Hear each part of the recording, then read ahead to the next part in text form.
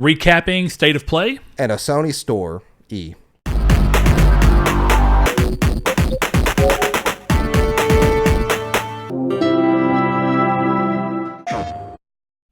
Hello and welcome to Triangle Squared, a PlayStation podcast. I am your host, Brett Beck, and alongside me, as always, not only Mr. Sailor Narwhal Mustache Man, but also... Well, he's not always been here either. Saul Bridges, bringing you guys Lucky episode 131. As always, since his purchase at the Cracker Barrel for $8. That thing came from the Cracker Barrel? Yes, it did, and I love it to death. Let's go eat Cracker Barrel for dinner. I'm hungry. It was on clearance at Cracker Barrel. That makes sense. That's the only reason it was a palatable price, because Cracker Barrel is very expensive if you go there and go to their little store. I never buy anything from there until this. Old This people was the love one it. exception. Old people do love it. Definitely after Sunday service, man. Oh, yeah, we're not going there for that. That place goes hard. Anyway, if you are unaware of who we are a PlayStation-based podcast, so we do talk about all gaming companies and how we think what they do is either good, that we'd like to see Sony copy, or what they do is bad, that we'd like to see Sony avoid. All those things. Of course, we also... Excuse me. We also will talk about the Switch or the other consoles as we play them occasionally. Definitely with this year being something that definitely for Saul is a little underwhelming on the PlayStation side, but we'll cover that here in a minute. If you want to, you can watch us in video format on YouTube every Monday at 10 a.m. PST and 12 p.m. CST. And if you like what we're talking about over on YouTube and want to chime in, head into the YouTube comments and let us know, as well as like the video if you end up liking what we do or dislike it. If you don't, and if you don't like it, tell us why. We are always looking for feedback. There's no thing as bad feedback, in my opinion. You may not like the feedback, but it's feedback nonetheless.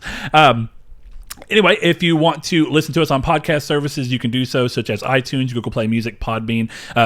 Podbean's great. If you want to comment on there, the app lets you actually do that and comment and communicate with us. If you are listening on iTunes and you feel so inclined to give us a review, it'd be fantastic. It does get our numbers up there a little bit more and lets people see the podcast and have it how it's rated. Is a good indicator of whether they should think that this is quality content or not. And if you want to chime into our community's take questions, where every episode we give you a question at the end of the episode and then repost on social medias, you can go over to our social media websites, which are... our Twitter at Triangle SQRD. Give us a follow over there and then take part in it. You can do it on a Facebook group, which is Triangle Squared, a PlayStation podcast. Ask to be entered into that. We'll gladly accept you. And over on our Discord, which is our more day-to-day, moment-to-moment chat, we also have a communities take section there, as well as a podcast open discussion area too. So if you want to talk about more stuff in the podcast than just communities take section, you can do so. And there is a link for that in the description below. Feel free to, come on in. We love having new people come in, and it's a very fun thing to do. And definitely now that Saul's going to have a more normal schedule, I think we'll see Saul in there a little bit more. But we'll talk about that shortly. Again, possibly. I'll let you decide. Well, yeah, I don't know if we're going to save that topic for like another day entirely. It's up to you. But anyway. Because I hate GameStop, and you're going to find out why. Yeah, okay. There we go. And let's see. Is there anything else? Oh, if you like what we're doing here at all and you feel so inclined to go to our Patreon and become a patron, I said that weirdly, but either way, if you want to go over to our Patreon and become a patron, you can. We have it for as little as $1 a month, where you get early access to Dig a Shit Best, our off-topic podcast, as well as the potential return of Reader Mail. We had to take a short break due to some scheduling things, but things are potentially slowing down around our personal lives in a way that we can come back. No promises just yet, but I feel at least like it's worth poking out there. And you know what, if you guys want it back, just let us know, and we'll Saul got a do new what we job can. So Saul will be leaving the retail world behind and starting up a new job where I'll be getting off every day at a normal time. I'll have weekends off, all of them in the world. So we're going to have a little bit more open. It's a little bit harder of a job than what I currently am at, so it may take me a couple weeks to get adjusted to it, but we definitely are talking about bringing Reader Mail back, so don't fret. And I'm also, now that I have every weekend off, I'm going to do something traditional Let's Players do, and instead of what I did with Saul Plays for Dark Souls 3 was I would essentially play a game, or play up until I was like, okay, that's a good starting point. Stop there, edit the video, and then post it on YouTube to queue up for Tuesdays. Yes. Now what I'm going to do is I'm just going to literally play a game all day Saturday and beat it or whatever, and then cut it all up and then post it, Monday, Tuesday, Wednesday, Thursday, Friday. Yeah, sure. Yeah. So stuff like that. Don't know what the next game will be. I put a poll out on Twitter, and it got mixed receptions. I was like, I kind of want to do a Link to the Past, but I'll let everybody else decide. And I got Link to the Past, Ori, Celeste, all those other kind of games. So did Corey go and make 18 fake Twitter accounts just so we could try and fluff those numbers up? I think so, but I didn't put Celeste in the poll, so I'm not too sure. Okay. All right. Well, anyway, That's where you can find us. We're going to go ahead and start this show off the way we always do. So if you are new to us, then we will get into the main topic, which we always tease in our cold opening. We are going to be talking about, before we go into anything, we're going to recap. The first thing in the news, we'll be recapping all of the, all of State of Play that just happened this recent Tuesday. And of course, we will eventually be going into the news about Sony opening their own direct store. But we're going to save that for later. Saul, what you been doing this week? What you been playing? I know you've had a busy week because of the new job hunt / all the stuff that goes with getting a new job.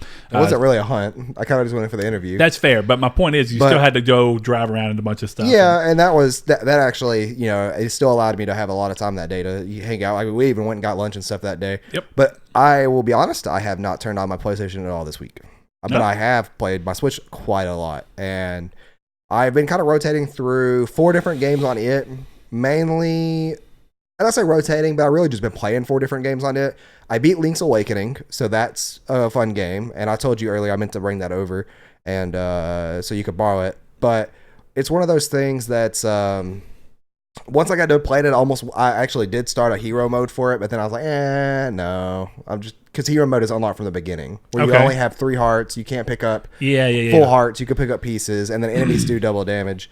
But that game that I was playing, and I think I told you to play. I don't think you ever got around to it. You might have the Adventure Time Nameless Kingdom. That's very much structured. For Vita. You did? Okay. It had a very similar situation, but it was that when you would go through and replay the game, you had to avoid getting all the level up stuff. So you had to keep yourself, like when you killed a boss, you had to make sure that you stayed away from where it dropped the extra heart piece and stuff like that. That way you had to beat the whole game with no armor upgrades, no weapon upgrades. Trophy. Yeah. Okay, gotcha. But it was very fun. I was like, why would they make you do that unless it was like insta kill on pickup or something? But I kind of like that because it wasn't like a forced thing. It was kind of like, because the first time you're rolling through, you're like, of course I'm going to get the heart. But replaying it with a little bit more of a restricting thing, it's kind of fun, Yeah, and really make sure, like, well, how well do I know this boss? Like, have I really picked up on all the telegraphs to where I can perfectly beat it? Yeah, and it really does test you and adds an extra layer of replayability. But for me, when I beat Link's Awakening, I really wanted to play Dragon Quest XI demo, so I got into that. I'm still playing that. I haven't hit the time limit quite yet, or the part in the demo that cut you off. Because what it sounds like is somebody got cut off at like 5 hours in because of how far they got. But then it sounds like it's also you could play for 11 hours. So I'm not too sure about like what's going on there. But I'm loving that game. Recommend anybody to play that game who likes traditional JRPGs. It's so rare that we find games this massive and this big to play that do such a good job of connecting you back in if you haven't played for a couple of days. And I really like that for days that either I'm wanting to watch something on TV and I really don't want to sit there and pay attention to the story, so I'll skip out on that and play Diablo 3, which is what I've also been playing this week.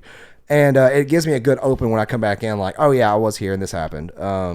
Yeah. It's like a reminder. I actually, now that you mention that, I remember that the same thing, if I am not mistaken, it could just be, how sometimes your memory will hear something and you start applying things that didn't actually happen just because they sound like they could. Yeah. But I feel like, and someone else can probably confirm, back when I was playing Dragon Quest Builders on Vita, I think the same thing happened. Every time that you'd go into play, it would give you a recap of all the things that had went down I think that is before. a Dragon Quest trope, but it's been since I played it on 3DS, or Dragon Quest 8, I mean. And then it's been since PS2 since I played a Dragon Quest game. Yeah, it's been since PS2 with Dragon Quest 8. I don't remember that. The same one, right? Oh, God. Me and Sean were talking about this. And I don't even remember it very well now. Songs of an Elusive. No, it's not that. That's the new one. That's the new one. Curse King. Yes. Yeah. That was it. The Curse King. I'm pretty sure that's what it is. And yeah, I'm pretty sure you're right. Sometimes of an Elusive Age is the new one. That's it. Dragon Quest 8. Journey of the Cursed King. Okay. Yeah. I'm loving that game so much. That was also the first time I'd ever played a Dragon Quest game. I played 7, but I rented 7, and I couldn't get through it. But I've played a few of them since then, but then I recently went. Not recently, but I went back and played more of it. I'd never heard of Dragon Quest as a series because, like I said, I didn't have a lot of money growing up, so there's a lot of games that would just miss out on me. And my buddy John was, He loved that, and he got into it, and I remember thinking, like, oh, that's cool. It's Akira Toriyama. I can tell that. Yeah. Honestly, I didn't know this, but I played Dragon Warrior on the Game Boy Color. I'm pretty sure is what it was, but I played it on my game. It was a Game Boy game, but I played on my Game Boy Color as the think how that went. That was one of those old school JRPGs, like where it was turn based, but then if an enemy died or a party member died, you have to go back to the church and revive them. Yeah, that's Dragon Warrior is Dragon Quest. Yeah, and I did not know that up until I played Dragon Quest 8, and I was like, wait. And I went back and I looked on. I think it was a GameFAQs thread that I ended up telling me that. And so if I'm wrong on that, it's the Western name is Dragon Quest, but it's always been Dragon Warrior. Yeah, in Japan. Kind of like how Resident Evil's always been called Biohazard, which is just so weird. It is. But other than that, I did dip my toes back into Diablo 3. Nothing too special there. But not for the game, but like in terms of talking about. But what made you want to do that? When you said it when we were setting up, I didn't ask that, but what immediately crossed my mind? I was going through my downloaded games on my eShop, and I was kind of going through, and I was like, I have a big memory card now. I might as well download the games that I know I will eventually go back to. So you had bought it back when it first came out? I guess I don't remember that. Yeah. I bought it on Switch when it first came out, and or maybe not right when it first came out, but in the window of launch. But yeah, so I went through and I re-downloaded that. Like I re-downloaded Axiom Verge, all kinds of Stardew Valley. I really wanted to kind of get as close as I could to filling up my memory card. Not even halfway there, and I've downloaded every game that I've ever bought on Switch, except for 3. But yeah, I kind of just that's one of those games that I can literally just zone out while playing and listen to whatever I'm watching or watch whatever I'm watching at the same time, and then just pick back up and just be right there again. It's I don't have to pay attention to it at all. Yeah, you're talking about Dragon Quest, right? No, I'm talking about Diablo. Or Diablo. Okay, gotcha. Okay, sorry. I thought you were talking. I was picking up on what you're saying. I thought you were saying again. Dragon Quest is the opposite. Dragon Quest, where it picks you back in with the little. I can watch what happened recently. I watched. You may not have ever heard of it because I know Annie never had. Have you ever heard of a movie called Ready to Rumble? It has David Arquette in it, and it's like about a wrestler that like ended up getting defeated. And they really like that wrestler, but of course they didn't realize that wrestling's fake. No. So they like went to go rescue him or whatever and bring him back to win. Wait a minute. It's a really bad but funny movie. Like it's like one of those like early 2000 or late 90s relics. And Macho Man was in it, right? Yes. Yeah. Okay. He's in the very beginning. Yeah. It's not like and I remember that. It's not a movie that I just like stupidly remember. But I do remember it. Well, we used to when we had. It might have been one of those movies that I watched parts of but never finished because it was on TV. That's kind of how it was for us. Like we watched parts of it on HBO or whatever because it'd pop up on, and I was like, I'm gonna watch that movie and I'm gonna rent it on YouTube and play Dragon Quest, and that's the movie that I can zone into the game and out of and just listen to the audio. But yeah, and I also picked up Jedi Knight 2, Jedi Academy or Jedi Outcast. Oh yeah, the one that was recently. Did you get that on Switch as well? Yeah, and I forgot like how bad that game is for like the first couple of hours. If you download that game or you play it, get through the first like couple of hours. You're not gonna have I'll just say get up until you get your lightsaber because it is not a good first person shooter, and that's what the first couple of hours is. And I forgot about that. The game looked rough to me, but it's a game I never played. So when they were showing it, I was like, this seems like it's entirely fueled by nostalgia, which is fine. It's like that's exactly what the new Medieval remake is as well. Well, it's like when Bounty Hunter came back to PS4, and that was a PlayStation 2 almost like launch window game. Blue disc. But it was such a good game, and I was like, I downloaded that on PlayStation, and it has some trophy support, but it was one of those that like I played for like an hour or two, and I was like, oh yeah, this has PlayStation 2 controls. I'm out of here. Like it's so bad controls. But that's pretty much been it for me this week. What have you been playing? Man, I played Borderlands again Monday with one of our friends, John, and RJ hopped in and helped us for a little bit. And then I had like Tuesday and Wednesday just completely got sucked out for me where I couldn't play anything. So when I came back, but whenever I played Borderlands on Monday, I was kind of, right before I started playing it, some of Sunday and some of Monday, I was getting to play Greedfall, and it was really starting to kind of suck me in. So Thursday when I got back home, I was like, man, I kind of just really want to play Greedfall. Like I kind of want to play Borderlands, so I did the little thing where you get onto the PlayStation, you look at what friends are on, like, is anybody already on the game? Yeah, I did that with Destiny and then I'm like, nah, I'm just gonna play Greedfall. So I did that. And I've ended up becoming legitimately addicted to Greedfall to the point where it's all I want to do, and I don't care about Borderlands 3 at all right now. And I know that Josh Drago is just over there like grinning himself to sleep because I'm not playing boring lands, as he would call it. He did say Link's Awakening was better. I will say I agree. It's one of those weird things where I think Borderlands is an itch I've had scratched recently with things like Destiny. Not exactly, but close enough. Whereas a really in-depth RPG that's more like Greedfall, I got into it a little bit last week, but some of the things I love so much about Greedfall are like going back to like things that, even though I love Skyrim and it's a great game, it's some of the things that made me like Morrowind and Oblivion better than Skyrim, which is like you have to really care about the way that you're putting skills into your character because it's going to completely lock you out of things. Whereas Skyrim was like, well, everything's available and you can just do everything. And Skyrim is kind of a mixed thing where I actually love the idea of Skyrim being like, well, I guess it's weird. Skyrim's a little more realistic in the sense of, as a person, you could essentially do anything. So you could learn how to be a master in two-handed weapons while also being a master in one-handed weapons while also being a master in shields. Whenever I make a character and play those games, I don't do that. But it's not common. Yeah, most people don't do that. Most people stat. get a couple of things they're really good at and they do that. And then the rest of them are things that, even if they're interested in them, they just don't ever get great at. And that's part of what goes back to this. Oblivion made you really pay attention to the way you're building your character.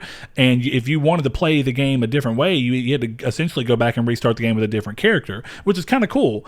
But this goes back even further, where the idea of like you're going to talk to people and you're going to, depending on what skills you've chosen, will depend on what dialogue options you have. And then that gets even better when it's reinforced by the party structure, because like one of the things you can do with the party is, as you get party members in, and you'll see the two that you have with you at all times, you'll see sometimes a mark come above their head where they have a quest to do that's specifically tied to them, so that you have an incentive to move people through your quest. The other thing about Greedfall is, instead of it being an entirely open world, it's a little more like The Witcher 2 was, where it feels great this way though, so it's not a knock against it at all. Right. It's a bunch of big hubs that have little travel areas that you can eventually get to. And so it's kind of open. It's kind of nice because it's like the island map that you're on when you see it is massive. And it's like there's no way a AA game could afford to do this game and it feel like it was able to be varied enough to take up this much land. So instead what they do is try and make each place feel really particular by being hubs that have their own themes. Right. And like, okay, that makes sense. And it's big enough and there's enough to explore within the hub. And each hub has got these big monsters that are essentially like part of the lore of things that go in. I won't go too far into it, but they're cool monsters that have cool, they're essentially bosses and you can go through. So it feels like every hub is a good spot. And then you have regions, and there's a lot of them. There's like, I've already seen like 12 of them, and I'm not even that far into the game in terms of main story. I'm just going through and doing side quest, Gotcha. Which I love. But what you can do is, whenever you go to travel between distances, you have a travel stop, which is essentially just the game's clever way of dealing with loading between the two areas. But it's a little area that it puts you in, and it's got a merchant, it's got a camp, so you can actually sit there and go through and put stuff into a chest if you don't want to carry it around. You can go to the workshop. So Red Dead Redemption 2. Kinda, but more like a forced loading area, and then it'll eventually say you can leave now, the level's loaded, and it'll come up in the top right corner to let you know that you can stay there if you want to, because it lets you configure your party. You can look at, you see all the other people. It's like an interactive loading screen in a sense. Yeah, and you can go, there's a merchant there that you can sell stuff to. That's or buy stuff from. I like it when they do stuff upgrade like that. your stuff, even if it's obvious sometimes, like elevators and stuff like that. Yeah, that'll let you know too that like your side quest, or that your the other members of your party that may not be in there yet, but they're still part of your overall team that's like traveling with you in terms of the story. You can see if they have stuff, and you can decide whether to pull them in. And what's cool is when you do missions with them, you can do this thing where it's like, if you do the missions right and you get them, essentially the more stuff you do for them, and depending on your outcomes of what you do too, they'll dislike certain things that you do to solve a situation or don't do to solve a situation. But you can get friendly with them, and if you reach you have a relationship status, and they all start off suspicious is the basic one, and then you can keep building it up towards nice and then friendly. And when you get to friendly, every character's got a bonus, and while you have them in your main party, which means one of the two people that you can bring with you, you get a buff from whatever that is. I've reached friendly status with two of the characters. One of them gives me extra insight, essentially. I can't remember the actual name of the stat. And then there's the other one right now that I have maxed out will give me craftsmanship, and I like that. It's a cool idea, because it's like, oh well, you have a real care to want to move people around depending on what you're doing. Yeah, and it's like, okay, well, if I'm going through something where I need a little bit more, like I know that I'm about to have a lot of talking coming up, I'm going to pull this character who has extra insight, because he will give me the conversations and stuff, and he'll give me extra dialogue options. That's cool. Yeah, and I love that. So it's a really cool system. And then also, if you ignore people for too long and don't deal with their things, or if you bring them in and you react to situations wrong with them while they're in your party, all of the dialogue changes based off who's in your party, which is really cool for a game of this size and this budget. Yeah. It's like if you have two characters with you and you're dealing with one situation, but then you have another character with you. Perfect example. That's a pretty early game. The native people of the land, you get one of them that you can bring around in your party, and I did the part without her, and then I was looking back and watching somebody else do something, and I noticed that they had her with her, So whenever I saw essentially some inquisitors that were choking one out and saying like, renounce your belief in the pagan gods and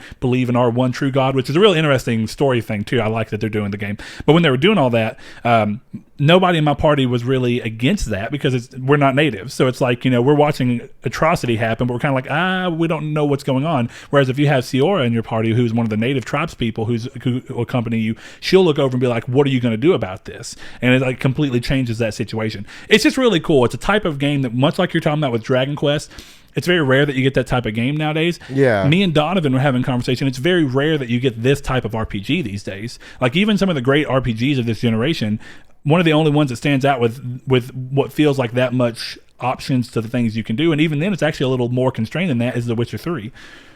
Yeah. Like The Witcher 3 has more stuff going on in a real open world, but there's not like the finer things of like, well, do you have do you have the vigor or the agility to jump up this thing? And that creates a different pathway that you can go through and do. And you can complete this a completely different way. I wish that there were more games that were really, like, I hear Deliverance is like that, where you get told where to go, but you don't get like a map or compass or anything. You got to go find it. Yeah. That's something that you've seen. And I'm glad that some games are starting to include that, like Red Dead did, where you could play completely without anybody. You can play in a mode that people would just tell you stuff and you'd never see it on a minimap. So they'd be like, oh, well, it's west of Valentine. And you'd be like, okay, now I got to go look in the general vicinity of west of Valentine so I can see where this is at. I like that. It's a cool thing to see. But I've been stuck on that almost exclusively, though I am still playing my Vita here and there with some of those Ratalaika games that Josh sent me. Right now I'm playing Super Willow Demake. It's not great. It's essentially like a Mario clone. It's okay. It's very short, and I'm almost to the platinum. So now, even though I'm right at the point of where I don't really want to play it anymore, since it's like 2 more levels to get platinum, I'm just going to go ahead and do it.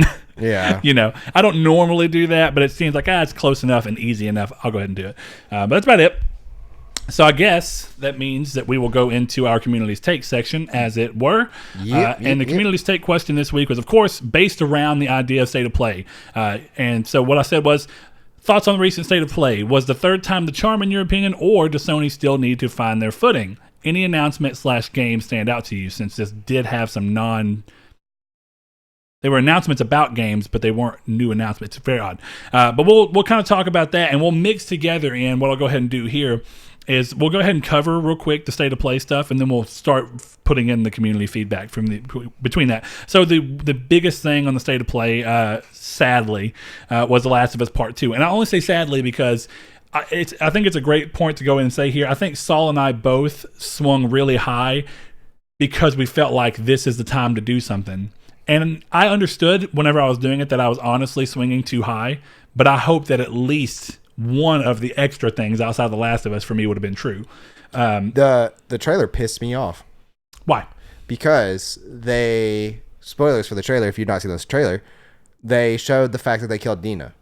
No, see, here's the thing that's funny about that. Here's where this still why it's shit, or whoops, PG-13 show. That's a PG-13 word. Whatever. Why that's still shit is that because here's the thing, they should have showed anything about that, because I am now going into that thinking it's either A, Dina actually dying, or a misdirection. Either way, it's spoiled for me. I don't give a care in the world about what happens. Not necessarily. No, I do, but it depends. Because now I'm sitting here thinking like, oh, what character is it? Oh, what character is it? Now I know what the environment looks like, so when it's going to happen, I'm like, oh, it's this guy with me. Or that girl with me. It's not Dina. Not or it's necessarily. Not Joel. Like, this is... Because where it happens when she says it is in like an old rundown building. That's not enough to give it to you. But here's the bigger thing. And I don't know that they'll do this, but I am curious. Part of how Kojima loves movies so much, have you ever seen movies that have completely different movie trailers cuts? Yeah. That have scenes that are not anywhere in the movie, but they're in the trailer just to mislead you? They piss me off then, too. Because it doesn't mislead you. It just gets you thinking. It's like somebody says, hey, that movie has a plot twist. Well, now I'm going to be guessing what the plot twist is the entire time I watch it. Don't most movies have plot twists, though, Saul? Not really, no. That seems like it's getting a little bit into plenty of movies have plot twists. A lot of movies do. It's not uncommon. Definitely nowadays. Yeah, but I think maybe in the 90s, whenever it didn't happen all the time, someone was like, hey, this movie has a plot twist. But if you come up to me, I'm going to be looking for the plot twist the entire time the movie happens. And I don't want that, because I'm not actively looking for a plot twist in a movie I've never seen, because I'm not expecting a plot twist in every single movie. So it's that you want to go into a movie without any expectation. Yeah, and here's the thing though, is that even after I've seen, the trailers are the same. I've seen trailers before that this trailer could have been done better. This was not a good trailer. It's the coolest thing about the trailer is it showed Joel was back. I figured that you would be excited about that. Here's the thing, though. That was another misdirection because it was a poorly edited trailer. Ellie was not inside of a house when she said, "You're back." And then it cut to Joel, who was inside of a house. Yes. It was poorly edited. That threw off no one because she was not talking to Joel under the bridge at that point.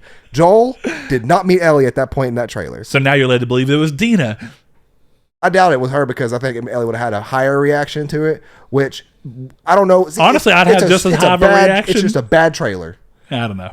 It's a bad trailer, and I don't think so, but I don't think it was necessarily amazing either. Now, here's the thing: my interest in the game is still very high. Actually, more so because of the little interview thing that they did on PlayStation's YouTube, where you could go in and look and see, and they actually discussed what the people who were invited to the behind closed door event, they discussed and showed gameplay that was part of that 3-hour gameplay. I don't care about any of that because they were invited there. They want to keep up good, morale about the game because they were invited to go see it. They're biased. Well, but yeah, this is definitely biased because it was Naughty Dog themselves talking about it. Yeah, that's it what was I don't care about and stuff. And I don't care. It was just that they showed it. They showed more stuff. I've seen people talking about it too. Like, kind of funny to uploaded a Gamescast where they talked about. I'm like, I don't care. Y'all literally got flown out there. I don't really think you're going to say anything in meaningful bad or critique about the game. Yeah, because they flew you out there and then you got to see it. You don't want to ruin that relationship. I don't know. That is weird. I would hope that most people have journalistic integrity, where it's like, well, even if you did that, if you thought something was bad, you call it out. Yeah. I mean, that should be the sign for everything. The thing is that even the thought of it, and I'm not super trustworthy of some people on the internet like that. So it's just not like it's going to be in the back of my head. Like I don't think that what they're saying is applicable to this situation. Well, I guess what I do is I give the benefit of the doubt, and we can get moving on this. We've spent a little bit longer on this than I meant, but I'll give the benefit of the doubt because in my mind, I think it's real easy. Like, so say that we were lucky enough to get to go, which that's way crazy, never going to happen, or at least not anytime around this. But let's just say we would have went, right? Right. And this is just for the situation. If we went and I saw something I did not like, I would clearly say it, and I'd have no problem saying it. Yeah, but we also don't have ties in the industry either. But I'm saying even if we were in that situation, I have my integrity, be it journalistic or just integrity in general. My integrity is enough to say, hey, there's going to be people who look at us and go, well, they're a PlayStation podcast. They're immediately going to say only good things about this. It calls out the most highest selling or highest pre-order game of PlayStation history. Now, that's one of those weird things of like, it can be one of two things, right? If the person watching that sees us saying good things about it, it could be because we're saying good things, even though we saw bad things, but because we're trying to keep face with the industry, or because we're a PlayStation podcast, or it's the exclusive. There's that, or it could be that I actually did see nothing but things I enjoyed. Yeah, but no one ever knows, so you just have to trust the people that you're listening to. That's how you know, because I didn't see a single thing in that trailer I enjoyed except for a couple clips that were pretty cool with gameplay. Trailers are weird, and that's the thing is like, if they're badly done, it takes away for like, I'm still excited for the game. Obviously, I'm still getting the game. But it takes away, like, I did not like the state of play at all. The state of play was not great. And it was mainly because we'll get into that in a little bit. Let's talk about more of the stuff. And I was mainly excited for that. So we will get back into that. So other thing that they did that I actually thought this was a good avenue to do, because why wait for a post if you're already doing something? They announced the PlayStation Plus free games for October, which is cool. Being The Last of Us Remastered, which is a great move, obviously. Might as well get people plenty of time, ample time to go in and play it. Do I own that? And then MLB The Show 19 is also on there as well, so that one's pretty cool. Good use of the month. I don't know if this is just it's weird. It's been a while since we've seen 2 PlayStation exclusives come in the thing. So I actually think this is a cool month, and I think a lot of people will be happy with that. They're 2 very different games, but they're both exclusives, which means that you would believe that they're both high quality games, and sales would suggest they probably are. We saw a new story trailer for Modern Warfare, which was actually pretty interesting. It got me interested in the story because I hadn't really looked into it at all. And the multiplayer, when I played the beta, actually kind of turned me off. I didn't love it. You didn't? No, not my type of game. Like I clearly see the quality, but not for me. We're different though. yeah, I know. That's what it was with breath of fresh air of multiplayer games. It's like it felt different from Call of Duty. I'll give it that. Yeah, like but it still didn't fall into the range of which, to be honest, the last 4 Call of Duty games or whatever haven't felt good online to me. Ironically, the only Call of Duty game I've loved online was the one game that everybody universally hates, which was Advanced Warfare. So I stand. Me and Blaze stand alone. We already know that. He was talking about the other day that somebody was asking him if he was going to play the new one, and he said, "I don't know. I really love Advanced Warfare." And they're like, "That's the worst one they made." And that a is lot of very, people will say Ghost is the worst one they made too. Yeah, so it was it's okay. Interesting. Next up, they did have a little pocket of indie stuff, and we'll dive into this in a second too, in terms of the way I feel about it. But I'm just going to get through the announcements first. So, introduced a game called Humanity that's coming to PS4 and PSVR next year. They did a reveal of Death Stranding limited edition PlayStation 4 Pro, which I also will say is a pretty good looking console. Except for that controller. Here's the thing about the controller that gets me, and then we'll move on. So I didn't want to spend too much time on that. I saw somebody do an edit where you saw essentially like a baby etched in the controller. And why did they not do that? It goes back to their thing of like, why does Sony not ever do anything enough with the controllers? Yeah. They do cool stuff with the systems. They never do anything cool with the controllers. They thought releasing that ugly Goku controller was enough. It was not. All right, next thing up, Medieval got a PS4 demo launched on the same day as the thing, so you can go play that now if you want to try out Medieval, or if you were somebody who loved it in the past. I do say, fair warning, it's a game that is entirely meant to really get to people who played the game back then, or really like games from that era and understand that it's going to play like a game from that era. So just keep that in mind. This one was actually kind of cool. Civilization 6 comes to PS4 November 22nd. That one caught me a little bit off guard. I didn't expect it, and that was cool. Apparently, the Switch version of the game has a really, really cool control system for like the touchscreen, I imagine. No, because of like just the buttons. Like, so I'm really hoping. Apparently, what do you mean? Why would it be different? Because it's a Civ game. Because there's so many buttons on Civ on a keyboard that you have to use. Well, that's what I mean. So why would it be different on Switch that has the exact same number of buttons as PlayStation? No, I'm saying that people are hoping that the PlayStation has the same controller layout as the Switch. Yeah, so why wouldn't it? Why are you not? I'm picking up on what you're saying, but I don't. You said that somebody said it has a cool one on the Switch. Yeah, you cut me off immediately. Then I mean, I'm sorry for that, but it's going to be the same on PS4 unless people they're utilizing touchscreen. Yeah, people hope. They're not utilizing touchscreen. touchscreen. Yeah, well, we'll see. You have anything else you want to add to that? Since who's using touchscreen? I mean, on Switch they can. It's already out.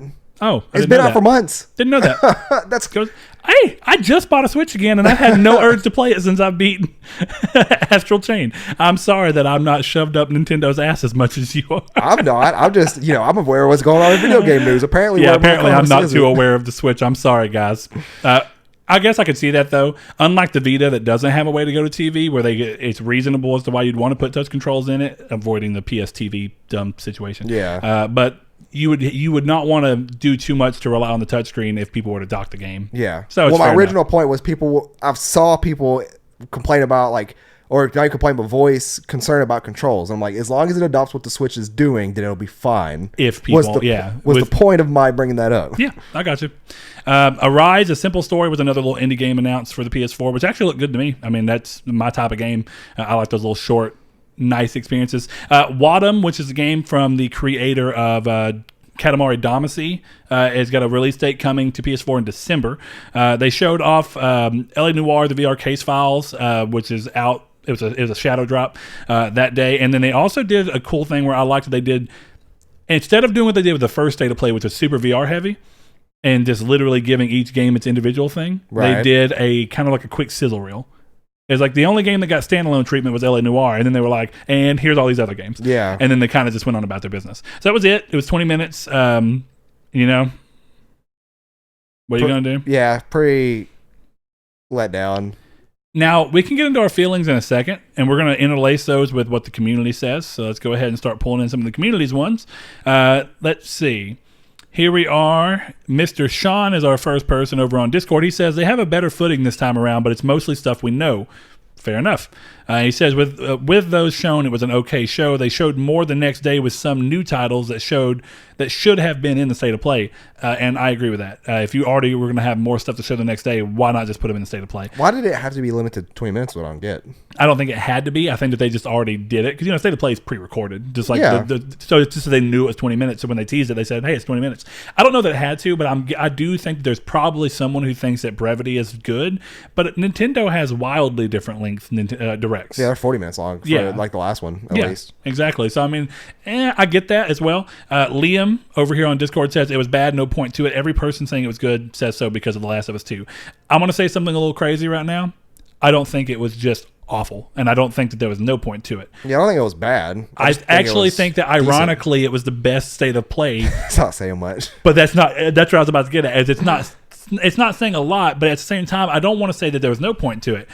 And we have one more trash, and then I'm going to start going a little bit more towards something different. Mr. Rob Henry says, it was trash. We haven't heard anything official from them since May, and we get this 20-minute video of spliced together game trailers and a console. Compared to their competitors, Xbox and Nintendo, their presentation was very weak. Xbox, which we've seen at the trade shows, puts out an hour and a half, press release with cast and bad jokes, and it makes them seem like they care about their fans. So that's going to be the last one, and we can kind of dissect that. How do you feel? Did you see the little thing? Did you see the Inside Xbox thing? I know. Have you ever watched any of them? Yeah, I watched a couple of them. They're not like, they're same like with State of Play, is like their formula just doesn't work for me. Yeah. Just it's one of those things that's like, this State of Play's pacing was a lot better. But I do not like the host of the Xbox Inside. I don't like any of that stuff. It's just, to me, it's like, well, the only reason I would watch this is if it's coming all coming to Games Pass for PC. So, well, is it ironic that Nintendo surprisingly kind of bridges the gap between the two? Because the upside to having hosts are really just real humans involved in it is it gives it a little bit more personality and charm. It feels less cold and corporate because there's a real person that's there. Yeah, but sometimes the hosts are just too much. But when you go too much, but Nintendo does the in-between. They say, hey, here we go, we're moving through this thing, and then we're going to have little slices in of different people who are big in Nintendo. Well, it's also kind of mixed there. It's also almost never in English, technically. It just has a translator for Nintendo. Mm-hmm. Well, that makes it, to me, just a little bit better, because sometimes even if it's like slightly cringy, it comes off as humorous because of the way the translator says it. I'm going to throw Ray over real quick to some people who had a little bit more of a positive thing, just so we kind of get a balance of it, and then we'll go. Saul and I will cap it off with our thoughts. Atlas Unchained, one of our patrons, he says, I enjoy the state of plays. A regular schedule would definitely help, but I'm happy to see Sony at least trying. The variety is nice too, because you see things you wouldn't necessarily be aware of. It definitely can improve, no doubt. But I think it's a cool little preview every now and then. Another one that is a little bit more in detail that I actually really like that he chose to do this. El Tabib, a longtime listener and good community.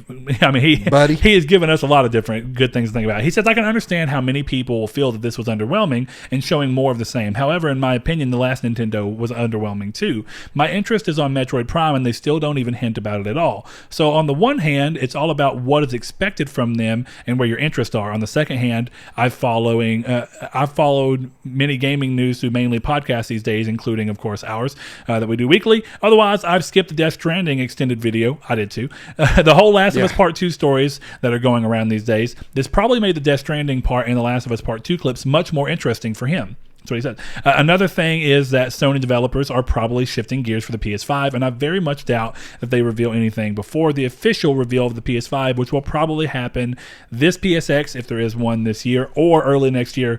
I'm guessing February. That's my personal guess, LTB, but I think you're probably on a similar mind little wave there. And those are two that I think offer a lot of things. And I think LTB goes into the best spot here, which is that it all does depend on what you're expecting, on what you've seen. And then there is a little nugget of what Atlas Unchained said, which I do like, is that the variety has been nice, definitely on this one. The first one felt too VR heavy. Yeah. The second one felt too just indie heavy. This one was like, hey, here we are. Not only do we have some indies of a lot of different types for you, which was cool. I like that. And, one of the recent complaints that we've given is that we had essentially... We complained on our episode about Sony PlayStation slowing down during their stuff, is that they weren't even talking about indies like they used to.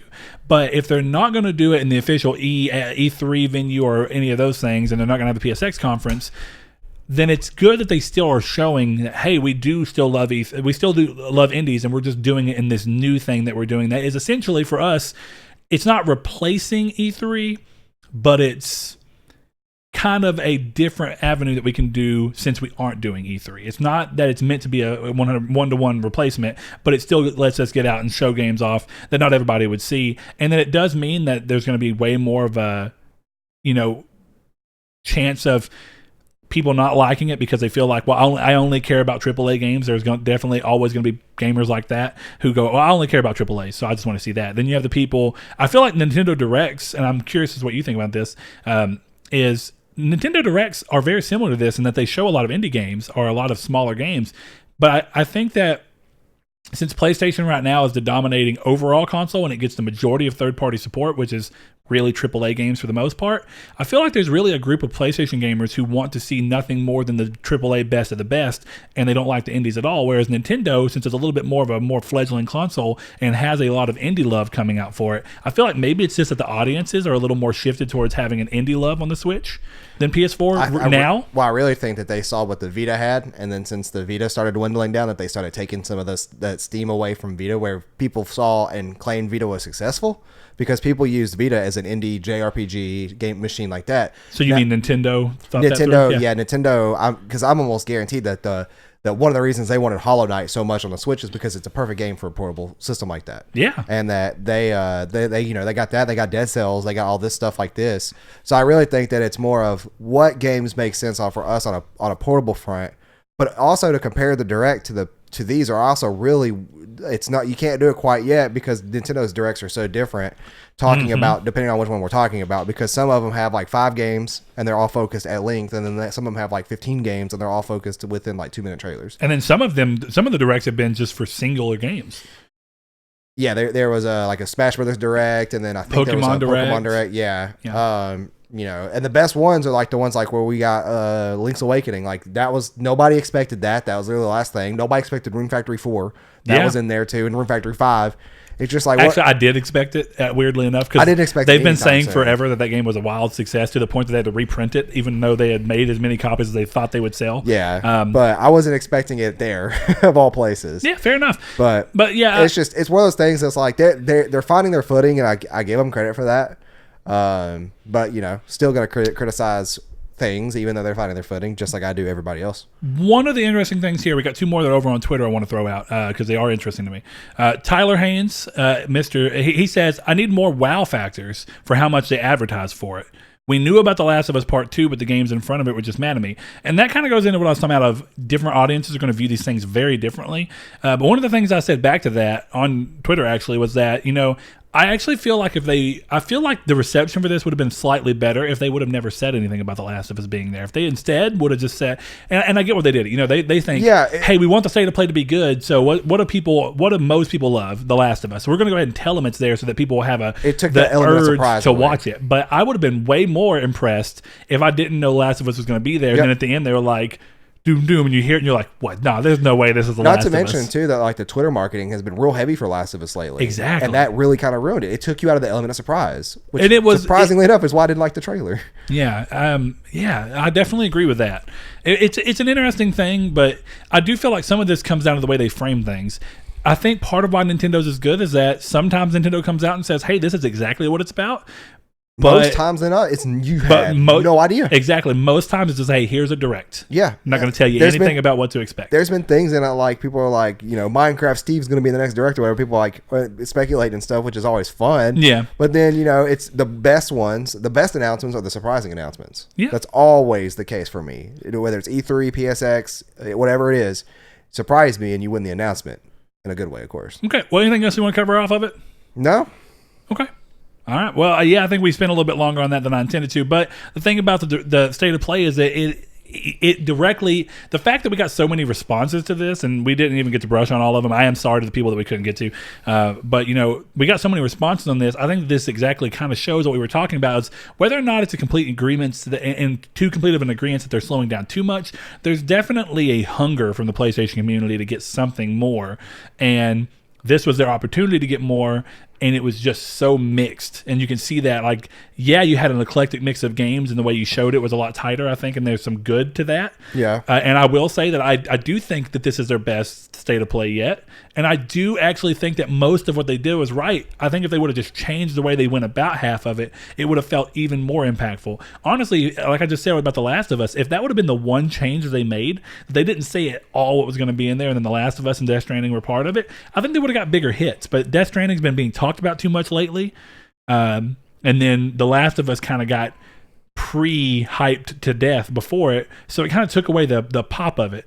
And I think it might have had a better impact from that. But what's your kind of closing thoughts on that, Saul? I mean, I thought it was good. A decent show overall. It wasn't bad, but really by any means. There was some critique that I had with some of the stuff that was shown, and then that You know, some of the content in there wasn't exactly the content I wanted to see, but you know, they can't make everybody happy. So good on them for at least trying and keep on with that footing. And you know, you'll be up there in something that I think everybody's going to be excited to say. Because like Liam said, if you took Last of It out, then you know, a lot of people's major involvement, and similar to what you said is a mirror too. If they didn't advertise Last of Us, there might not have been enough people involved in this. So like that's the thing, is that going forward, after Last of Us releases, these are going to either hit really, really hard or they're going to hit really, really soft. Yeah, see, that was my thing. Is I knew I know in Sony's mind they were like, tell everybody The Last of Us is going to be there, so we have a lot of engagement. Yeah, but they almost like, people thought they spoiled the release date on Twitter with that watch of Joel's that had on 2/15. I was like, that was kind of misleading, I guess, on purpose. Yeah, and we'll see. It does seem like they're really, and I could see why that would start to annoy you too. Is that they just have a ton of. Okay. Yeah, it's just like, stop shoving this game to my throat all of a sudden. Like, yeah, well, it's all. It's like what Days Gone did. Quiet. Then all of a sudden, bam, bam, bam, bam, bam, bam, bam. It was annoying. The Last of Us seems like here recently it's all about misdirection. The Last of Us has been about misdirection from the get-go, which I've actually appreciated early, right? The first trailer was great because it's so ambiguous. Yeah. It's like, wow, is Joel there? And then the second trailer was like, who are these people? Yeah. And then the third, the E3 trailer was good. And it was gameplay. It was like, it had the same progress of Death Stranding, where it's like crazy trailers that leave you in this mystery of what the hell's going on. And then a little difference since it's a new IP. Well, and this trailer solidified the gameplay, but then it made the stupid making the misdirections too obvious. It's like anybody who was watching that trailer would have caught that Ellie was out in the open under a bridge, and then all of a sudden she's like, what are you doing here? And then there's Joel in a house. And you know what? I will give you this. I was watching at a stop. I stopped at a gas station to get gas on the drive back Tuesday. When I was I didn't get back home until like 10:45. It sucked. But wow. Yeah. So I was working while the State of Play was going, so I couldn't even watch it. So I'm tired. Me too. I'm driving. I'm coming back, and it actually got me for like not even a full minute, but like I saw it and I was like, whoa. They showed Joel, and I was like, okay. Looks like Tom Cruise. In my mind, I was like, oh, so he was the one who put his mic. They fooled me because I was tired and I was watching on a cell phone and not fully paying attention. And then, like a minute after the direct ended, I kind of stopped. I was like, wait a minute, Joel was in a house. And then my mind was like, wait, what? Ellie looked like she was out in the open, but I was like, was she in the open and like. When the camera turns, there was like a dilapidated house that he was kind of half in, but they were out. And then I went back and watched. I was like, no, this boy was in a full-on house. My biggest problem with this stuff is that, just like Black Mirror, how every episode has to misdirect you to something else. You learn that pattern as you're watching, and then you start speculating. Yeah, it's true. What happens, and it's the similar thing with M. Night Shyamalan movies. You start trying to guess the plot twist. Because you know he's going to have a twist, so it ruins them. And then so you get your hopes up, and you're like, that's going to be it, definitely. And it's not. And you're like, well, that's not great. Like, that's not what I expected at all. That's the problem that this game has with me right now, is that I've already speculated that's Joel dying and not Dino, or whatever her name is. Dina, I think. Dina, yeah. And it's not her dying. We don't know where she's at. But, like, that's the problem, is that, like, now, no matter what I see in the video game, I've already thought through of multiple things that could be. And if it's not the one that I thought of, then great, good for surprising me, but it might not be a great surprise. Yeah. It's one of those things. They're actually making it more of a challenge in themselves to specifically get to you. It's being too, like, they're trying to misdirect you, but they're not doing it in a great way for me. Yeah. And it's just. All right, well, Saul, you ready to head into the news? I am. First thing in the news, this is super crazy to me, right? This is so different than what we've been seeing. But the Call of Duty partnership this year with PlayStation is quite interesting, as it looks like the PS4 is going to be getting an exclusive game mode for an entire year, if the fine print at the end of the trailer, which called for timed exclusive content until October 1st, 2020. Is what it says. As if exclusive games like that weren't as bad. Now you're getting exclusive game modes. No, it's a game mode within a game mode. It's a survival mode. It's not a within game mode within a Spec game Ops. mode. No, yeah. it's Spec Ops, the entire game mode, is it not? No, it's and I have to. Are you sure? I read. Yeah, it's survival mode, which is a sub game mode of. That's what Spec Ops is. A survival mode. That's just what they said. I read maybe the article I read was wrong, but the article is Spec Ops is an exclusive. You can't get Spec Ops on Xbox until October 2020. Hold on. Let's look it up in real time to make sure. For Spec Ops survival mode, it's a different one. Yeah, it's like it's part of the inside. I don't know. If you know more about Call of Duty, let us know. I just thought it was crazy that regardless of what it is, be it full on Spec Ops or what, the point that I'm making is we've never seen them go to this length. Even whenever they were partnered with Microsoft during the Xbox days, they never did this. It was always just, hey, you're going to get the expansion packs like a month early, you know? Well, there's an update too on GameSpot or on PC Gamer where it says GameSpot that, quote, just the survival mode within the Spec Ops mode is PS4 exclusive.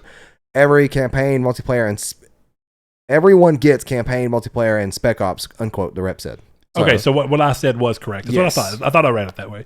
All right, interesting. And they've gone through and reiterated. So, I hate clickbaity articles. It's going to be that. So another thing that happened after the state of play showed us new bits for the game like we were just talking about. It was confirmed that The Last of Us 2 would no longer be including multiplayer. After me and Saul had a conversation about it, and when I first saw that they said, oh, it won't have multiplayer, I thought, well, I guess I just remembered it entirely wrong.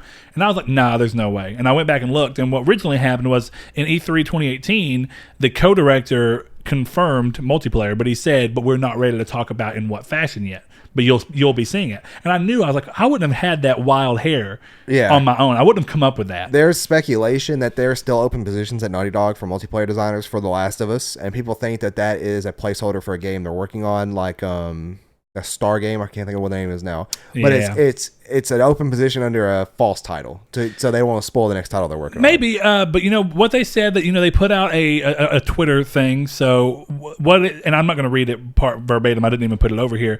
But what they had said essentially was that the multiplayer became a very ambitious project that they will be continuing work on, and that the scope of what it was going to be too much and pull too much away from what The Last of Us needed to make sure that it was the perfect single player experience. So it sounds like what they're going to be doing, and what they have essentially said is that they will release it in some form at a later date. They don't go into too much more than that. I have a couple of ideas. I could definitely see them just doing what Rockstar did with Red Dead Redemption Online and just adding it to the game at a later date for people who own the game. I could see it being a standalone free-to-play title. I could see it being a small, small entry fee standalone purchase that you actually go through and say, that's not that either. That's literally the exact same thing they did the last time around with the pass. You had to have the pass that came with a new copy of the game to play the multiplayer. Oh yeah, but I don't. If the multiplayer, it depends on what the multiplayer is, though. That's where it comes into it. When they're acting like it's this much bigger. The problem with just the word I don't see how this is going to be ambitious, this much bigger. The problem with the word ambitious is that it gets hard to. Yeah. What is that? But with factions itself, the competitive 4v4 game mode, or was it 5v5? I think it was 5v5, wasn't it? Yeah, I think so. You can't get much more ambitious than that. Well, it depends. I have an idea of where you get more ambitious with that, but I am curious as to whether it worked. I don't even know if I would like it, but I could see it going. They're gonna change. They're gonna end up if this is going way too ambitious and they end up changing the core of the gameplay. What's the point of even adding it? Having both, you still having it like essentially like Grand Theft Auto, where you can go through and you can do death matches, but then you can also just play in an open world. This is what I'm thinking. What if they kind of did a games as a service game? Because Sony doesn't have one of those right now, really, besides Gran Turismo, and even then, not really. When you look at it, what if they did a games as a service game that was essentially like them taking the idea behind like Red Dead Redemption Online and putting it in The Last of Us? You have an area where everybody goes through and survives, and instead of seeing enemies, that's not The Last of Us. Well, but isn't it? No, it's not. Well, why wouldn't it be? Because The Last of Us is not an online multiplayer game. Well, I don't mean for that. I don't mean with any kind of story. I don't mean anything. It's essentially just a hub where you go through and you survive. At that point, it's The Division, and there's games that do it better. There's nothing that this game can do like in that sense that will stand out from other games in the same genre that do. Now that's probably true. And I'm not saying that. Yeah, that's the problem though. Is it's going to literally become another game that's similar. Factions felt different. Factions was its own thing that didn't. It's hard to compare another third-person multiplayer action game that compares to Factions. Can you think of one? Oh yeah, man, they exist. Honestly, if you even go into some of the games that are coming out, some of these Ghost Recon games. Well, I was gonna say maybe Ghost Recon, but I'm talking about back then when it first came out and when people even on the PS4 remaster. I don't play enough multiplayer games, but I know there are games that had that a little bit. Not saying to the exact T, but I guess the reason it goes to show we view it very differently. Now, I will say I love Factions, and I didn't expect to. It was I put it in and I started playing. I was like, how is a multiplayer game for a single player game that? And I definitely tend to think these are just going to feel tacked on, like a cult classic. I played like 50 hours of it. Yeah, across the PS3 and the PS4 version. Correct me if I'm wrong too. Isn't that like where they're like it's classic style multiplayer where guns are scattered around the map? I think so. It's been so long since I've played. Yeah, it's for the little bit that I did. I haven't played since. Yeah, I mean, even though I played 50 hours, that was all. I played like 25 or 30 hours on PS3. Yeah, okay, they closed so the PS3 ones. I know definitely people are still playing to this day. Yeah, but I don't want it to become something it's not. But I'll give you this. Don't go. Speaking into what you're talking about, you said that Factions was its own separate thing. But what I love about Factions being its own separate thing is that it still felt decidedly The Last of Us. It was like, well, this is kind of what would happen. Right. It was the basic idea with of that thing, and like you have open lobbies with people joining in and out talking and running around stuff. It doesn't feel like Last of Us anymore like that. Like in a casual sense where realistically it did kind of feel out of place for the first one, but it worked. I don't foresee. I didn't think it felt out of place at all, but I guess it's more from the idea of how the game mode worked. Well, it was I'm talking like about every major staple was in there. You know, crafting was in there. The listening mode thing was in there. It's more about what the vision and the not vision, but the word around the game was. And it's like you're gonna play this beautiful story masterpiece. Like, okay, true. And then like also it has really good multiplayer. And like what? Yeah, most people be like a really good single player story tends to not have really good multiplayer. Exactly. Definitely in an exclusive. You know, my point is I'm tired of people doing things to be ambitious just to do it to be ambitious. Like, you know, one of the things I said in Discord the other day was like God of War, the new one, did not need this long of a storyline that it had. Did you see that The Last of Us 2 is going to be their longest game? Yeah. Keep it hard. Keep it PG-13. I'm tired of this. This is a trend I can't stand. Here's a hot take: games don't need to be long just to be good like this. They don't need to be expansive to be good. I'm sick of this. Didn't you hear? No, no, wrong. It may be great. I'm not judging the game. I am sick of this. I'm judging why everybody feels the need to go towards this. Yes, because it doesn't. God of War was a fine series at 12 to 20 hours. You didn't have to have a 40-hour epic for it to be a good game. But it was a good game. I'll give it that. But it didn't have to be. There's also things that could have been cut to maybe 30 hours on the overall spectrum. Maybe, yeah. You don't have to have a 60-hour game to be good. Everybody wants to do that. Dragon Quest 11, 60 hours. You don't have to, like, you go into JRPG, Persona, Dragon Quest, some Final Fantasies. You know you're putting a lot of time in that. You don't do that with The Last of Us. Last of Us story took, what, 25 hours? I don't even think it was that long. I was going to say at most. Yeah. And I think that was on the second to last difficulty because I could not do the last difficulty. Grounded was the hardest. Well, what's the second to last? I don't remember. Okay. It's the one that I think you lost your HUD. I thought Grounded was the one that lost your HUD, but either way. Okay, then maybe it was the hardest. That goes back to like I talked about so for some reason this gen, in the topic that we talked about with some games needing to feel longer and some games needing to feel shorter, there was an obsession with going as open as possible. If not going full on open world, but like, well, we're still going to go open. And like I said, thankfully, Lost Legacy gives me more faith that they can do it because it was a better style of open. But then you have Uncharted 4's openness. It was like, I would have actually like... I kind of enjoyed it the first time because you're still wrapped up in the game. But as soon as I was done, I was kind of like, I haven't replayed the game yet. Like, if I replay it, it's going to be super annoying. How long was Lost Legacy? 10 hours, 12 hours, maybe. Still pretty good, right? Yeah, solid. How good was Metro? Metro was great, and I'd say it was probably about 15 to 20 hours. Yeah, Uncharted 4? Yeah. Same. Yeah. You see a trend here. You don't have to have a 50-hour epic for it to be a good game. And why double the length of the original Last of Us game at its longest? Why? That goes into my thing, and I know this is, I say it all the time, but that's why I never understood all the hate towards the Order. Why does it matter if a game is 6 hours? If that's your only complaint, that's not enough. If the rest of the game is still solid, that's not enough. I mean, you can say that you wish it's longer and that a sequel be longer, and that's fine. But to sit there and give the game a 2 out of 10 with the only real negative being that it was too short, I think that? I do think one of the issues with the Order though is the cutscene heaviness of it, and the amount of cutscene time versus gameplay time is where people get off there. Yeah, and I've seen some people say that. Yeah, that's in my opinion that's a valid critique. But yeah, for games like this, I am sick of this trend. Final Fantasy VII. We don't know it yet, and that's one of the biggest games that I've been criticizing for the length. Yeah. I'll find out if I'm right, but as someone, and I also had somebody else tell me this the other day that really pissed me off. We were talking about it, and they were like, well, this wasn't for you because they're putting all this in here. This is for people who never played the series. Well, this is a game for the fans. Yes, this game would not be coming back for not the fans. I don't give... And the fans that spread the word to have people who never play it wish that they would have played it. Yes, and that's the problem, is that, like, I'm not looking forward to going through 40 hours of content in between now and Midgar to get to the Crisis Core story that I already know. When we don't know what the story... I understand. That's why I'm just kind of trusting them right now. That's why I'm saying I'm cautiously optimistic, but I'm on the fence of, like, it doesn't need to be this long, guys. It doesn't need to be 120 hours is what it would technically end up being. That's not the tagline of this show. Cautiously optimistic. We say that so often, but it's kind of the perfect wording. I just not realize that game will be $120. I mean, 120 hours and about $200 after taxes for everything for the 3 versions. Or if it's 3, we still don't know. Well, I was telling Sean that the other day. He's like, well, there was only 3 discs. I'm like, yeah, but in disc 1, you got to Midgard. That was 4 hours. And I said, we're spending 40 hours at Midgard now, or 2 Midgard. Yeah, whatever it is, yeah. Anyway, we're going to keep moving on. Death Stranding will make use of its exclusivity by tapping into the DualShock 4 speaker and using it as a means for the Bridge Baby to communicate with players. Now, that game this was confirmed in a tweet from Kojima days after the game also went gold ahead of its release, which is cool. It does kind of the thing up. It seems like it's another one of those just little things. It's fine. I don't think that the baby can actually talk to you. If so, I would be gladly happy with that. I feel like this is just another little thing where it's like the baby's just, you're gonna hear it crying and it's not gonna actually matter. I don't like that. I don't like that in any game that's ever done it except for the speaker. Yeah, like I love it, but I guess there's not very many games I've played that use it wrong. Most of the games I've seen it used in that I love it in are games where they use it for like vocal recordings of things that you pick up and it sounds like it's coming out of a tape player, which I love. To me, it's immersive, and I don't play with headphones. That's another thing. If you play with headphones, it feels pointless. It was really cool for them. It never made sense in the series that you could hear this anyways, but it was really cool that they did it in Grand Theft Auto, because in Grand Theft Auto 5, if you're running away or whatever, it's the police radio.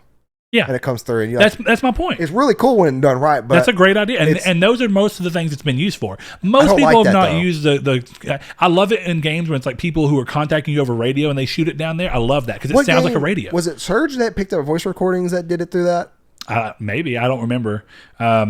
I think so, because there's plenty of games that have done their collectibles to it. I mean, Killzone Shadowfall did theirs to it, and I love it. I don't want to hear a baby through it, though. I'm going to disable that. Yeah, that one seems... Unless the baby... and it's weird, because it does tie... It depends. It could work by being tied into... his idea is how this is all going to be different, and this is the other side. And it's kind of like, the controller is the means to connect to this other side when you're in your normal mode. It's hard to say.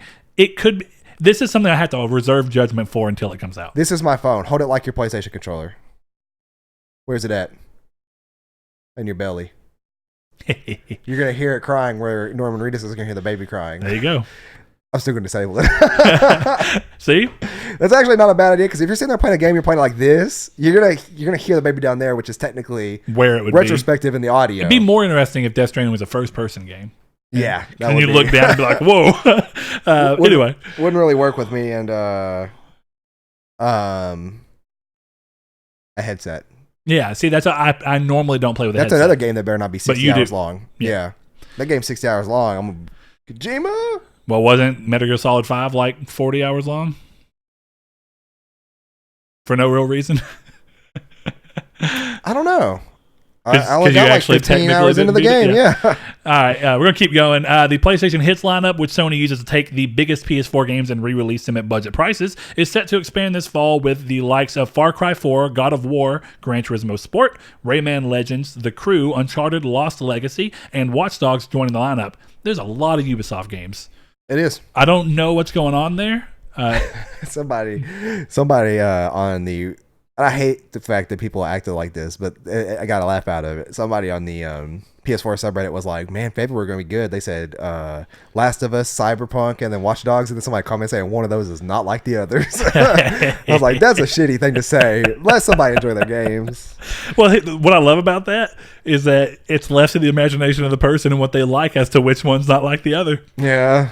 It's still mean to say. Let them enjoy their games. Because I'm sure there's somebody who's like, yeah, of course, Cyberpunk's bullcrap is not going to be near as good as Watch Dogs and The Last of Us. Or somebody who thinks that, honestly, if there's a common thread, I think Cyberpunk and Watch Dogs have more in common than The Last of Us. Yeah. Also, don't get me wrong, because I was going to say it. Don't get me wrong, but like games could be long. They don't need to be needlessly long to show me that that's a good game, or like to show me that, I don't have to hear like, oh, this is going to be ambitious. We're doubling the time. It's like, that's not ambitious just because you're doubling the time. It really and if you're only doubling the time just to get a clock count out of it. Yeah. That's why, again, I'm not judging any game yet. But I am a little disappointed with the obsession with it this generation. Yeah, it is a very big obsession. And like that's what I was going to bring up is like Cyberpunk is one of those games that it's an RPG. I will stick a lot of time into that game making characters, experimenting with builds, all kinds of things in that game. I'm barely anywhere in the story for Greedfall, and I've been playing for 20 hours. Yeah. And that's perfectly fine. It's going to be real hard for a game like Last of Us to. Have they confirmed it's open world? No, it's wide linear like Lost Legacy. That was 10 hours long. Well, but for what you were doing, it made sense for Lost Legacy. That makes 60 hours in that game though. Can you imagine playing Lost Legacy for 60 hours? It depends. If the Last of Us is 35 hours because of the extra wideness, then it has a chance of The horse riding the riding, line. with you saying that and me seeing horse riding is what's really concerning me. Yeah, I could see that, but there's not a lot of horse riding apparently. It's kind of like the first game. It's going to be on It's funny scripted you moments. said that because we've seen a lot of green screen and motion capture on horses. That is true, but I mean a lot. So I'm that is true. kind of worried. They're obsessed with detail though, so we've They even are. seen green screen on a dog. We've seen That's motion true. capture on dogs, and now we just know that the dogs are part of the game. So And you can or cannot kill them. yeah, I like that. I love that aspect. Yeah, you can go through the whole game avoiding all enemies essentially for the Don't most kill the part. dogs, Anyway, even if they're bad doggies. next thing up, and there's a lot of PlayStation news this week, which is Don't great. skip this one though. Why? That's my Oh yeah, topic. never mind. I got you. NPD results have come out for the last month, but the most interesting part of it, I'm not going to go through all of it, is a listing of the best-selling PS4 exclusives of all time. So this is from the start of the system on, removing the common bestsellers that you normally see, like Grand Theft Auto 5 and Minecraft and all the other third-party games that do really big, like Call of Duty as well. It's real interesting to see it pared down. So unsurprisingly, Marvel Spider-Man's number 1, God of War at number 2. Also not that surprising. Horizon Zero Dawn at 3 is a little surprising that it beat out Uncharted 4 as a established game. And that's established really series. good for a new IP to beat out an established IP. Very much. Bloodborne is number 5 after Uncharted 4. Days Gone is number 6. Now this one is wild to me. I just looked at the last 3 and it just made me laugh. Yeah, exactly right. We'll go ahead and speed through those though. So Days Gone's number 6, Infamous Second Son's number 7, and then the last 3 are all MLB 17, 19, and 18. Not even in order. Not even in order. It's like they lost fans for a year. But here's They got them back. Here's what's interesting about this. You were just talking about how Horizon Zero Dawn is impressive to beat out a game like Uncharted that it literally is like the face of a console. Yeah. The It's fact impossible that to Days Gone. that Days Gone came out this year Beat out Infamous. in a rough state with mixed reviews, and not only did it beat out Infamous, it beat out all of the sports games that they make out that sell well. It Yeah. beat out. Here's couple other games that sold very well. That's just surprising to see that it beat out that quickly. Detroit Become Human. Completely, I mean, not even anywhere near this list. Isn't that a Ratchet and Clank. multi-platform? Now it is because of PC, but it hadn't. It only been for like a month. Is Until Dawn a multi-platform? Nope, exclusive. So, And that's another game Why here. is Man of Madonna on Xbox? It's part of the Dark Pictures saga. and it's like, Supermassive. Oh, Until Dawn's not part of that saga. Supermassive is the company that made Until Dawn, but it's a standalone title. I thought it was a part of the Dark Pictures. Nope. Dark Pictures is its own standalone thing. Oh, But it has a lot of inspiration from I could see that. Yeah, Until Dawn. same developers. Yeah, same developers. Anyway, so the other games that are not on there, and this is the biggest one to me that's surprising, Uncharted Lost Legacy. Days Gone beat out Lost Legacy. Lost Legacy's not even on the list. And that game, I was actually looking into it the other day to see. It's gotten a lot of patches and fixed a lot of its problems since Days Gone? I played it. Yeah, Days let Gone's alone got a at ton launch. of patches. Yeah, so I'm actually considering maybe going back now. They've been very vocal with the community. I think that's part of it. I kept saying I love Ben Studio, and I've been wanting to see them do more and more, and I was ready to see them get the real recognition they deserve. Yeah. And they got that to an extent with Uncharted on Vita. They got that. Everybody knew that as like the crushing game on Vita. It was like, oh, this is one of the system sellers alongside like Persona 4 Golden. So that was cool, but this is crazy. How long Days Gone? Days Gone? 35 hours. Makes my sense for like the kind of game it is. Yeah, it's very much like Horizon. It needs to be the length it is for the most part. The only thing I'd say is I wish that they would have rearranged some of the things they choose to give you because the beginning is just a little slower. I wonder, is the Sony app up or the website up that you could see how much, like where your, sorry, I thought I was going to burp. Your most played games were last year? Oh, I don't know. It might be. But I'm going to keep on moving on with the news for now. PlayStation have taken to the PS blog to announce a partnership with the United Nations in the way of playing for the planet. This is an effort to combat climate change with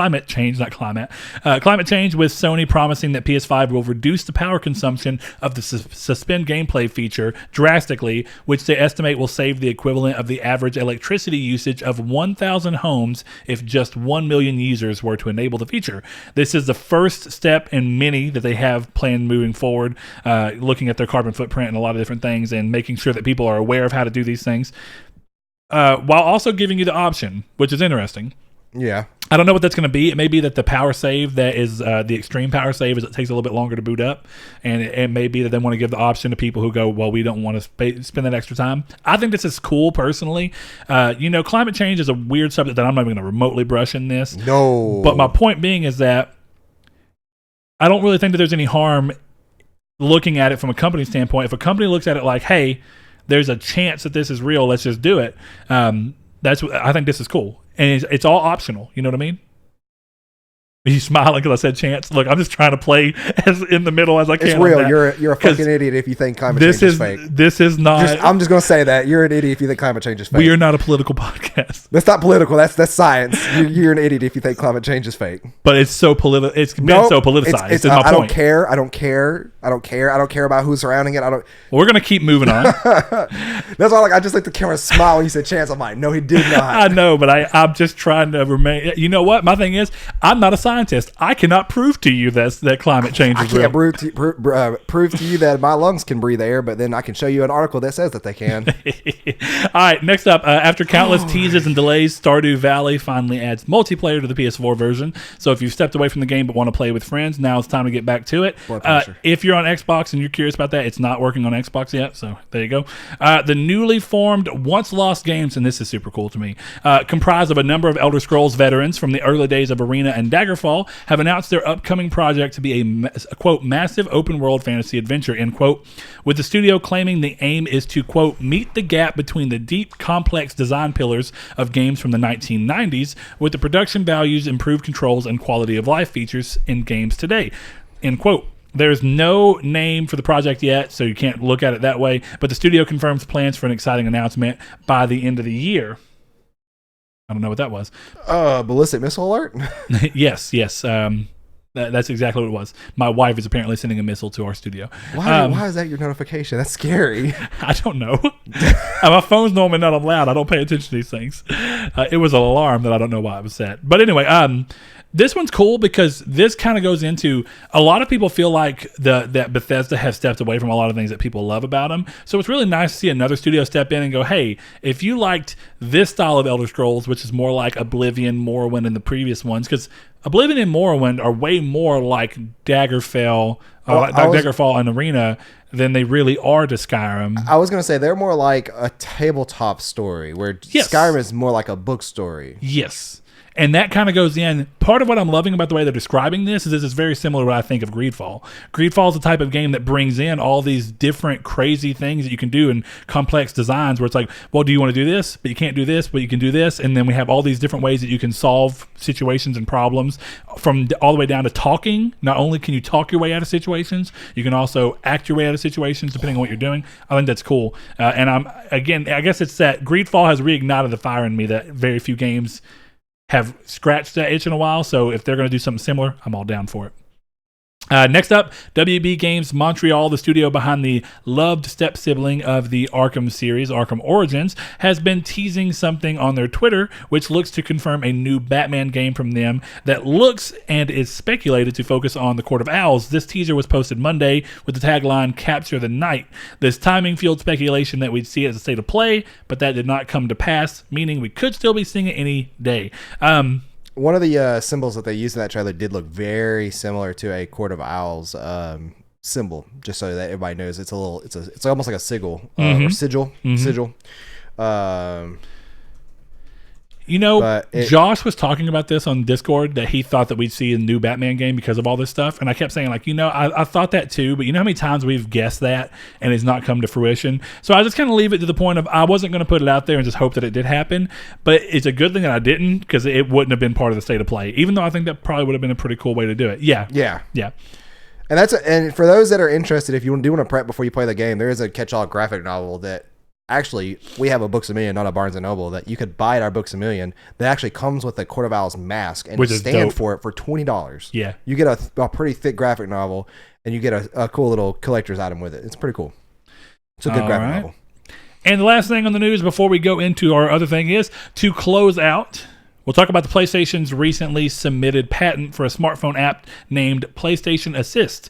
Patents don't always come to fruition, of course, so, we don't know. But if this one were to come to fruition, PlayStation has outlined examples in Horizon and in Skyrim where you can ask your phone via the app for help finding the nearest health, for example, in Horizon, and it would mark the in-game map with the location of the nearest health so that you could actually go and grab it. Or they also showed an example of Skyrim where you ask it, where can you get a specific type of loot, and it would give you information on where you might find it in the game, when and where it is, if there's any kind of mission that you have to do to get it. And it's kind of just like an overall assist app. It may not happen. That's the first of all There's thing. so many useless apps in the world. And then the second of all thing is that even if Sony were to do this and put it out, it Google relies entirely on, but this is just a one hub to do it. I kind of get the idea. It's to make it easier for the people that feel like they need the help and they don't even feel like they have to go and dig through a bunch of different forums. If all the information's in one spot, you kind of got it. But the bigger thing that you have to do with that is these types of features are things that developers have to support. Yeah. Xbox had their second screen thing where you could have like your app, Xbox could have your Glass. Exactly. Right? That's what it was called. And you could, like, one of the things that people were talking about was like in Fable, you can have your map entirely off to the side and you can see it. And that way you can in real time view your map and where your character's moving on Like it, four but never games have to supported take that. it. Exactly. That's the problem. These apps all sound great. Unless they pull some kind of metadata that the developers make for, I mean, not the developers, make that Sony could make for it itself. Essentially make it as easy on the developers as possible. Or hire people who write like Prima guides and stuff like that. See, that's what I was thinking, is that the only problem I could see with that is it would have an effect on people who feel the need to do the Prima stuff, be it online Prima or the actual books. It just seems like if I'm in a video game and I can't find health, I'm not opening up my smartphone. That's the most, like, biggest, newest problem I've ever heard of. Unless I'm just like really confused and I've come back into a game like No Man's Sky that's completely changed the way you heal. Restart the game. Yeah, fair. I mean, yeah, I'll go watch a YouTube video if I go too. back to No Man's, like a game like that. Like, I want to learn what's going on. I'll Yeah. go watch a YouTube video to figure out like why this is not working because it's changed drastically. But if I'm playing a game and I can't find health, I'm not going to open my phone up to go find health. Yeah. I'm not going to open up my game and try to go find treasure in Skyrim. I'm just going to go find it. That's the point of an adventure game. Yeah, adventure. See what it comes across. Yeah. I haven't done any kind of looking up for Greedfall at all because I don't want to. It's very rare to look up anything. I had to look up one thing for Link's Awakening for the trading thing to get the magnifying glass. Mm-hmm. It's very rare that I can't remember other than that. The last time I actually looked something up. Unless you're doing like trophy guides. I understand people do trophy guides, but that's a whole different understandable because you typically do that anyways when you're done with the game, or you're only playing the game to get the trophy, which I don't do, but yeah. Well, no, I'm saying like you may pick up a game like you know what, I've been meaning to play that has a trophy on it. Might as well follow God as I play or something. See, I've never done that. To me, that ruins the whole point of playing through the game. I want to play through the game naturally one way, but that's also why my favorite trophies are games that don't require you to play the game a second time. If you can give me a platinum that's all with extra game content, I'm happy. I actually do think that the last time I looked at a guide like that was for a trophy game, and it was to get the platinum in Days of Tentacle, and there is one spot that you can mess up in and not get the platinum because of it and have to restart. All right, it's time to move into the main topic, which, of course, I'm sure a lot of you have seen. PlayStation recently announced and launched a direct way to buy their games, consoles, and some accessories from Sony with an online storefront that's integrated in with PlayStation.com, so it's direct.playstation.com. The site aims for all pricing to align with what you'd expect from other retailers, with a neat bonus, and I actually really love this. This is very much in line with what Amazon decided to do with their thing. All PS Plus subscribers get free one-day express shipping from anything they buy on there. It's amazing. That is a great move. I actually would have thought that this kind of seems pointless without that. Without this. And well, I'm not going to say that's a little unfair. I kind of get it because it means that essentially the best way to describe this is why send your stuff off to Walmart, GameStop, all these different places and have to sell it. If you can keep it at the same price as they have it at, but then not have to lose any kind of margin on it, bam, you got it. Well, here's the problem is that I do actually think that it would be almost a failed site on launch without that. I do think it would be a failed site on launch, yeah. Because I'm not going to order a video game from a website that is going to take a week to get here. I will go to Amazon Prime, or better yet, I'll walk. I'm not walking anywhere. I'll drive to Walmart and or Target or grab the game or a gift card there to download it. Yeah. And have it then. There's so much competition, right? Like you just said, you could go to Amazon, right? And so many people already have Prime. There's people that have Prime just for the shipping, and then will watch the video. There's people who have Prime just for the video and don't even pay attention to shipping, and then end up finding out about it and go, "Wow, I don't normally order much stuff, but I can and get it here in 2 days, sometimes one day." And then you find out The Boys is on Amazon, which is an amazing show, and then you watch it there. But I do agree with you. I think it would have been a lot more. It would have been a lot less successful. But I understand the basic idea about it. There are some people that don't really. I guess there was a nice feeling of this is a game company that's selling me games. Amazon's not necessarily a game company, so I could see you having a worry of they're going to mess something up. Well, Sony's not necessarily a game company either. Yeah, it's their most thriving business. Yeah, that's true. Well, now, I don't know. Now that Marvel has Spider-Man again for one last movie and a cameo, or one last movie and then a part in another movie, then who knows? But yeah, it's one of those things that for me, it's kind of cool. I'm not ever going to use it because I buy everything digitally through their in-app store anyways. So they kind of get all the money there. You've essentially already got it. Yeah. You're just going through the direct digital store. Technically, the developers have it, but they have that extra. They have that fee that they get. The cut where GameStop would normally get that cut. But yeah, I mean, for me, it's so easy just to sit there and download a game from my phone or from the App Store, and it's one of those things that's I've been spoiled by these game systems now because I can just download and forget it. I could just throw it in download, walk away, and then when I come back to pick up my controller or pick up the Switch or whatever, it's downloaded. I'm not waiting. I'm doing something else in the meantime. No, you can't. Of course, and I'm just bringing this up. You can't do that with console. Physical items, controllers, consoles. You have to get them from somewhere. So if you can look and go, if you could download a console, that'd be cool. Yeah, it'd be weird, wouldn't it? But I guess you could download. That's what streaming services kind of are. Kind of, yeah. But when you're looking at that, it's like, well, you could go to Amazon and get it in 2 days, maybe even 1 day, or you could be like, well, I've got PS Plus, I might as well just buy it from PlayStation. And maybe here's the bigger thing.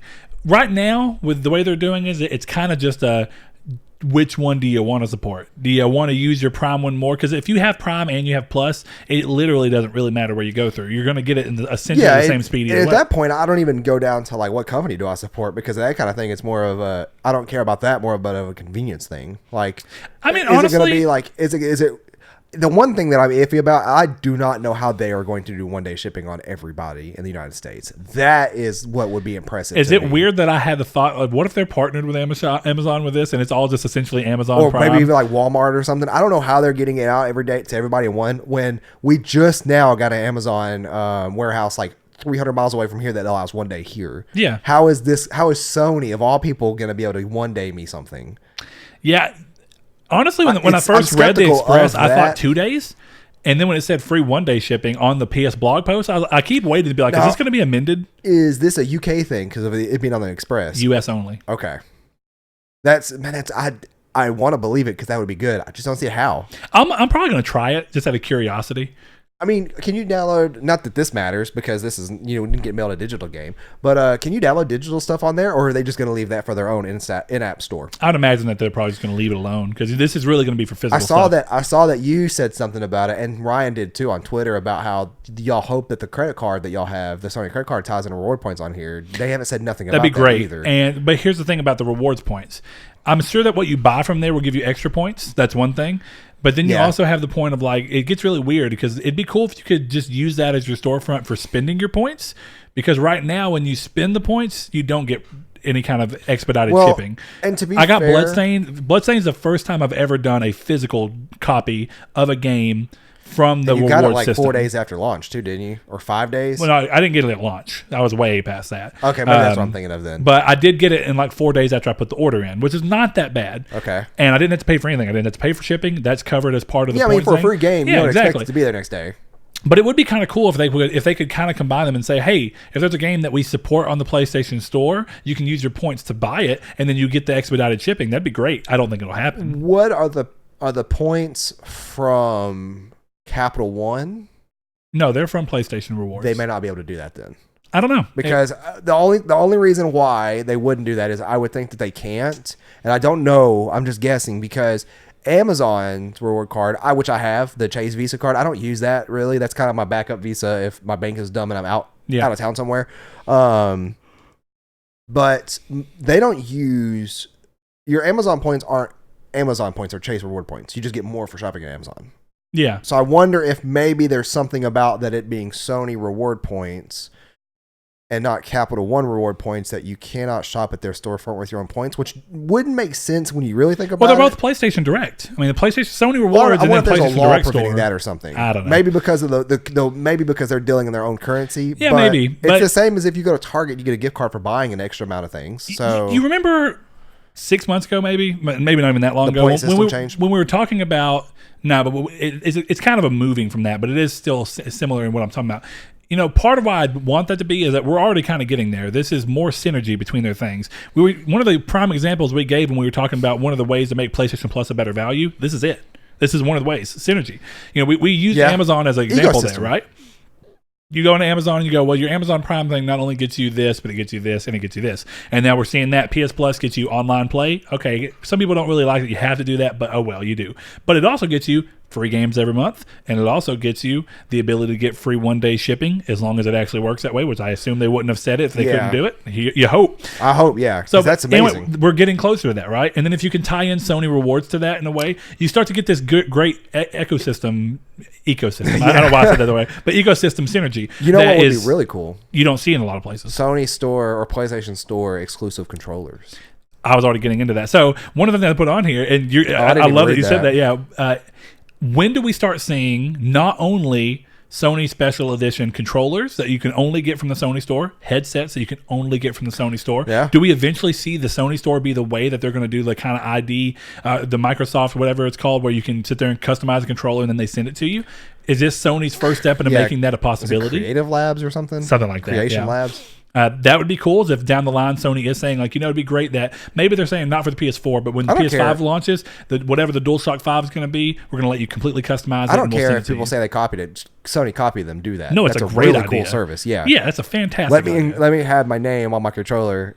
Anything. PSN ID. Let you choose the color of the analog sticks. Yeah, the color of the buttons, the color of the faceplate, the color of the back. What's funny is that what decals are on it. My perfect color controller already exists, but it exists as the Xbox One controller I bought. The gray one with the blue sticks and the blue buttons and stuff. And it's not even a full blue. It's like a teal. It's the same color I keep my game room LED, or RGB lights. Yeah, so it's like let me match that, Sony. I want to match that, and I know I can. I can go through colorway. You could go through other people that do it. Ridiculously expensive. But why not just have that offer yourself? And I mean that kind of ties back into what we're talking about, or what a lot of people talk about with Sony not having their own made Pro controller.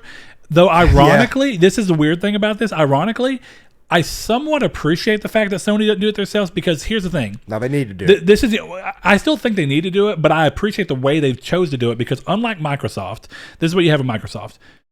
If you want a Pro controller, you essentially only have one licensed version, and it's from Microsoft. And if you don't like the way they chose to do it, or you think that the quality is bad for some reason, and a lot of people talk about the quality of the Pro controllers being poor. Controllers licensed by Microsoft now? No, they might be officially now, but they have not been for a long time.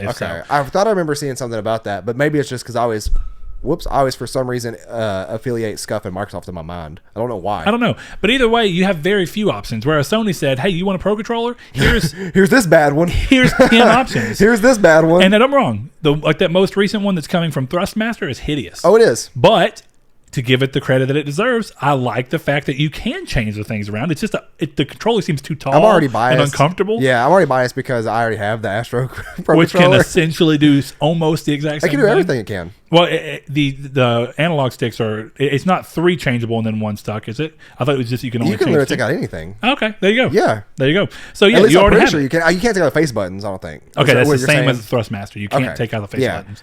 Which would be kind of cool though. Yeah. That's the one thing. Like somebody on the PS4 subreddit, they had 2 of them, and they had 2 of them, and they replaced both the analog sticks with D-pads, and then they had one analog stick up at the top where the D-pad normally is. It's hideous. Remind me of that new ugly Switch controller that came out that has 2 analog sticks as the thing. Like, why? Or has 2 D-pads instead of yes, 2 D-pads. Hideous. But we're not going to talk about that right now. Either way, going back into that, the cool thing would be some of the things that you see. But that's what I was going to ask you, is if you thought it'd be cool. Because you know how many people hate that? And I guess I'll say a little bit more. If you get a Square Enix Collector's Edition, it has to come from Square Enix store. Right. Would you have a problem with Sony saying, hey, we're going to do Collector's Editions for our games, but you can only get them exclusively at the direct Sony store, the direct PlayStation store? Yes. You'd have a problem with that? Or you would be okay with it? I would. Well, it's weird.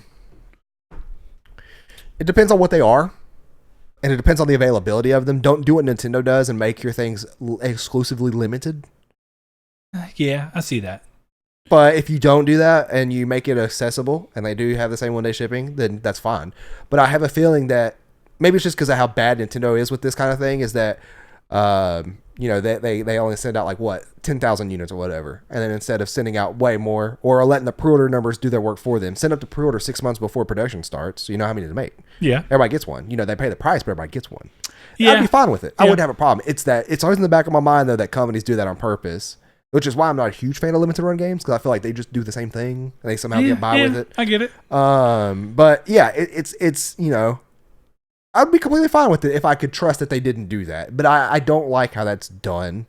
So I don't want them to put something behind another wall that's already limited, quote unquote. Okay, just to give them a little bit. So, did you have a problem with them doing like the 12,500 PlayStation 1 versions? Stuff and like then the that 200? is limited on purpose.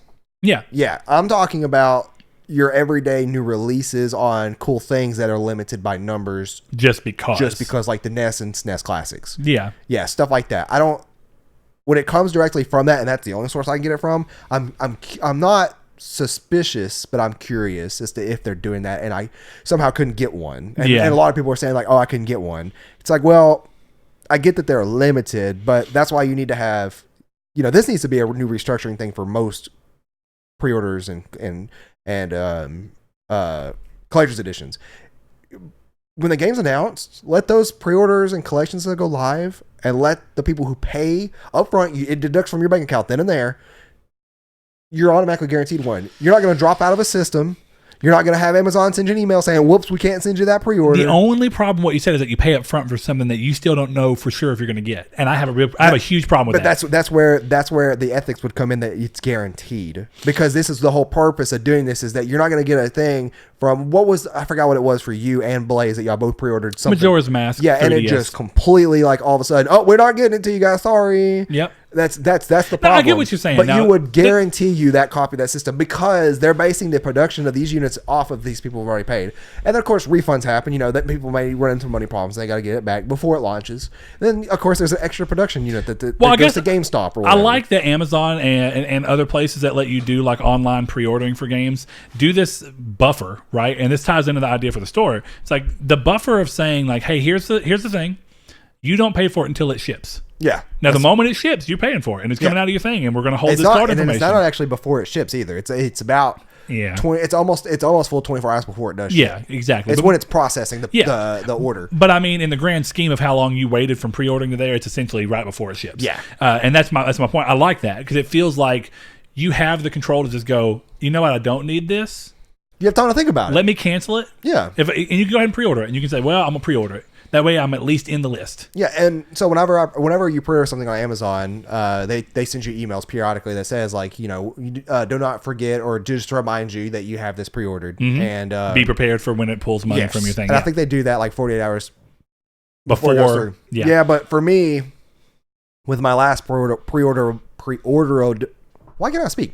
Amazon item, I got the email saying, yeah, we'll be preparing for shipping soon for your item. And I was like, okay, cool. And I got charged for it before it shipped.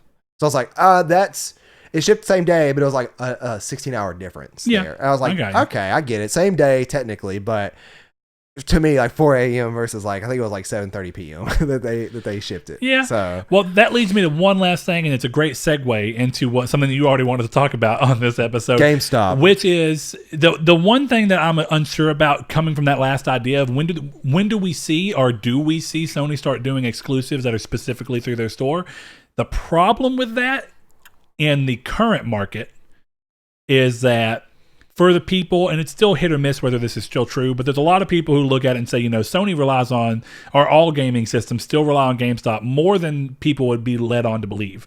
And that brick and mortar stores still really do have a position. Now, that's slowly getting lessened and lessened as digital starts to overtake more. Yeah. But it's an important thing. So this is what happens. They risk harming their relationship with GameStop going into the PS5 when the PS5 launches, so essentially a year from now, as far as we can guess, let's just say a year and a month from now. November 2020. Yeah.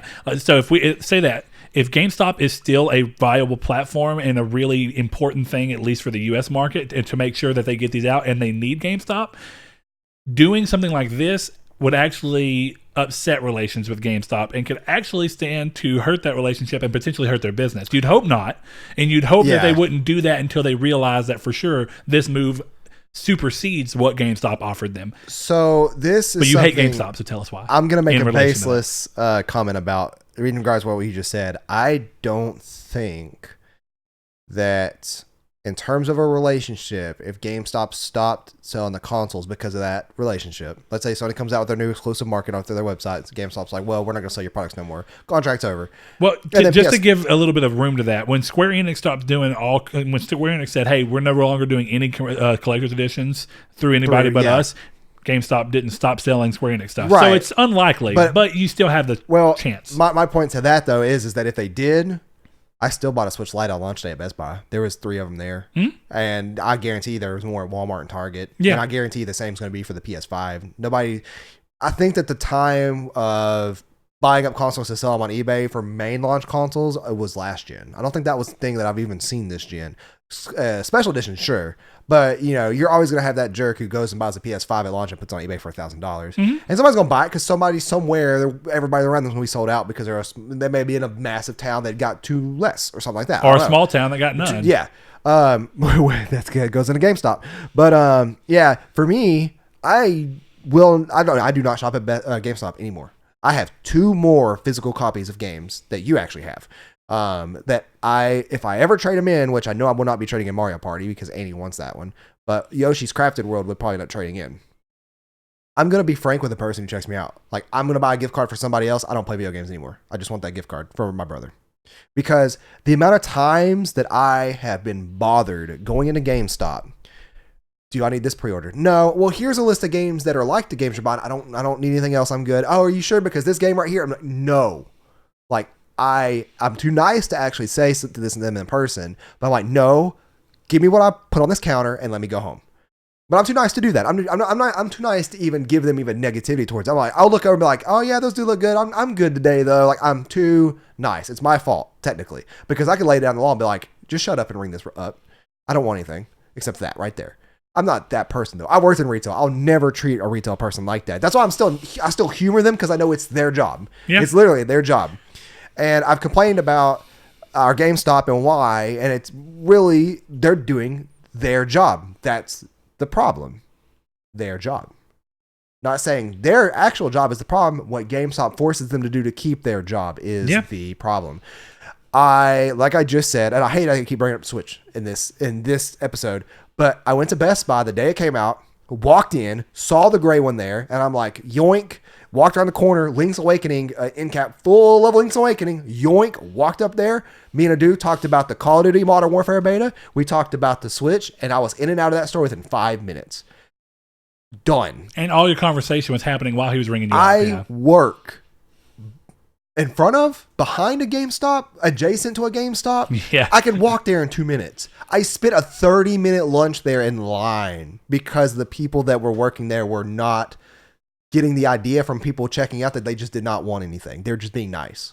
But they were still badgering them. Well, because they're not, because they're told to. And if they don't, the camera catches them and they go, hey, you didn't do this. You didn't circle the receipt. And that's the problem. Yeah. And it sucks because that's people's jobs. But if you're going to force your employee, like, I'll tell you about it on Dickish at Best because the company I currently work for, by the way, the next Dickish at Best is going to be amazing if you wanted to hear retail stories because I'm going all out. Now that I'm not going to be working in this company anymore by the time that airs. But anyways, it's one of those things that's like, I get it. You want, and I'm not trying to get all conspiracy tinfoil hat, but you want customer tracking. You want to see what this GameStop does. You want to see what the customers here buy. You want to keep track of this kind of stuff to know what to send and to know what kind of demographic the store has, to know that, a lot of things, the marketing for that specific store or for your district or region, stuff like that. I get it. I understand all that. It is a hassle for the customer who does not. Yeah. And that's a big problem. And that's why that if I still bought physical and I was a PlayStation Plus member, I would never step foot in GameStop again after Sony announced that and launched that. Yeah. It's so much easier. And especially if they can guarantee that I pre-order a game and I get that game on launch like Amazon does through that website, through Sony's website, it's game over. There's no reason to go wait in the midnight launch lines anymore. You get it the day of. Yeah. And, it's one of those things that, because right now, that's about the only benefit you have, right? If you don't want to do Amazon for whatever reason, maybe you don't want to pay for Prime, and so that benefit's gone, and you're just like, well, hey, I do it because definitely with GameStop doing their 9 o'clock releases now, people being like, hey, you know what? I get to play the game. Even if I bought it digital, I wouldn't be able to play it until 12. But I can go buy it at 9 o'clock and get home. Well, no, you can actually play it. You can start, here, I don't know what it is in different time zones, is 9. is when you can start your game up for preload. For preload or from preload? Oh, I didn't know that was it's true. It's either 9 or 10. It used to always be midnight. No, not now. I don't know what's changed, but like Red Dead Redemption was the last one I did, and it was available when I got home from work that night. I didn't get to play much of it because I got home and I had to go to work early the next day. Weird. But I got off work at 10. So learn something new every day. Yeah. I've not done a single digital pre-order because it's not me. Well, and it might have been around 11, but I don't think so because typically I know I got home at 8. But I don't typically get on a game for like an hour only. If I have to wake up early the next day, I'll just skip it and just play the next day. I don't want to make myself tired.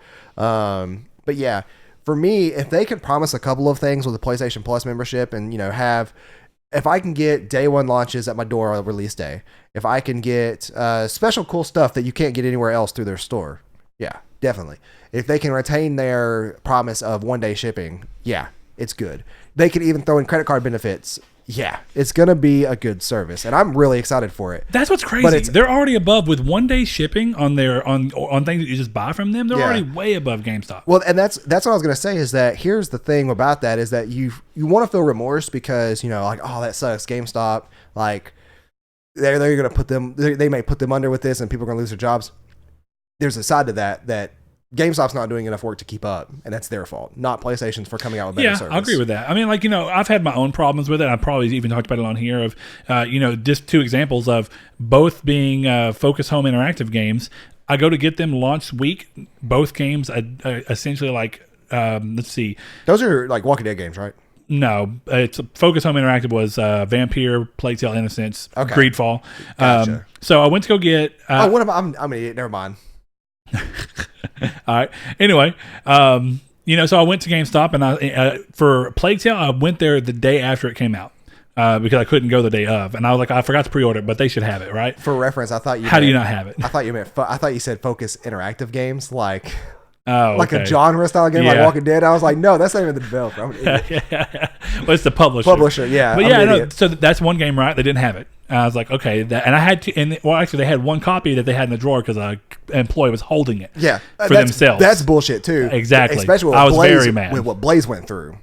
I don't know what Blaze went through. I forgot what it was for exactly, but the guy he called up there, he's like, well, somebody's on their way from such and such, Tyler, Longview or whatever, to pick it up, and they closed on a Sunday at 6. He's like.